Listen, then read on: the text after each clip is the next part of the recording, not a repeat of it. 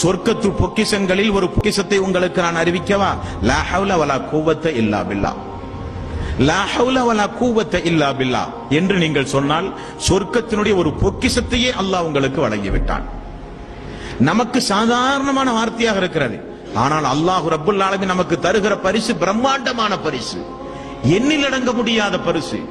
எந்த நேரம் அல்லாஹ்வுடைய ரஹ்மத், அல்லாஹ்வுடைய பர்க்கத்திற்குரிய மனிதர்களாகவே நாம் மாறி இந்த உலகத்திலே வாழுவோம். அல்லாஹ்வுடைய கண்காணிப்பு, அல்லாஹ்வுடைய அருள், அல்லாஹ்வுடைய கிருபை நம் மீது இருந்து கொண்டே இருக்கும் அன்பார்ந்த சகோதரர்களே. ரசூல் ஸல்லல்லாஹு அலைஹி வஸல்லம் அவர்கள் இந்த திக்ரை எதற்கெல்லாம் பயன்படுத்தினார்கள் தெரியுமா?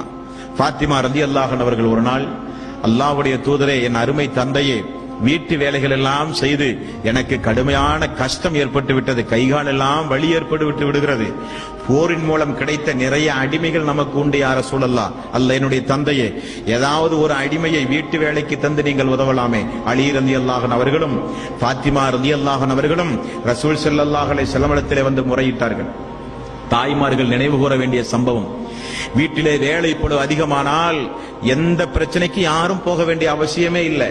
அவர்கள் உள்ள தூய்மையுடையவர்களாக இருந்தால், அவர்கள் ஏகத்துவவாதிகளாக இருந்தால், அவர்கள் முழுக்க முழுக்க அல்லாஹ்வின் மீது தவக்குல் வைத்து நடக்கக்கூடிய தாய்மார்களாக இருந்தால், நபிகள் நாயகம் ஸல்லல்லாஹு அலைஹி வஸல்லம் அவர்கள் ஃபாத்திமா அவர்களுக்கு என்ன பதில் சொன்னார்கள் தெரியுமா?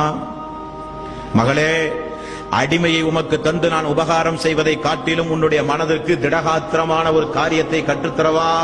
சுபஹானல்லாஹ் 33 முறை, அல்ஹம்துலில்லாஹ் 33 முறை, அல்லாஹு அக்பர் 34 முறை. இப்படி நீங்கள் சொன்னால் உங்களுக்கு நான் அடிமையை நான் தந்து உதவுவதை காட்டிலும் சிறந்தது என்று நபிகள் நாயகம் ஸல்லல்லாஹு அலைஹி வஸல்லம் அவர்கள் சொன்னார்கள். வார்த்தையினுடைய கனப்பரிமாணத்தை புரிந்த ஃபாத்திமா ரலியல்லாஹு அன்ஹா அவர்கள் அந்த வார்த்தையை தன்னுடைய வாழ்வில் அடிக்கடி சொல்லிக் கொண்டே இருந்தார்களாம். சிரமம் ஏற்படும் பொழுது, கஷ்டம் ஏற்படும் பொழுது. இப்படிப்பட்ட திக்ருகள் உங்களுக்கு கேட்க சாதாரணமாக இருக்கும்.